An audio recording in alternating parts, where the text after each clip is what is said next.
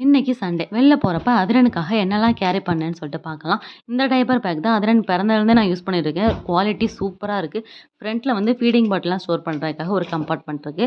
ஒரே ஒரு main zip. அதில நடுவுல வந்து ஒரு எக்ஸ்ட்ரா ட்ரெஸ்ஸு, ரெயின் கோட் வந்து இன்னைக்கு எடுத்திருக்கேன். நீங்க இதில 4, 5 dress set, flask, snacks box, lunch box எல்லாமே ஸ்டோர் பண்ணலாம். ஒரு அம்ப்ரெல்லா எப்பயுமே உள்ள இருக்கும். சைட்ல அது வச்சிருக்கேன்.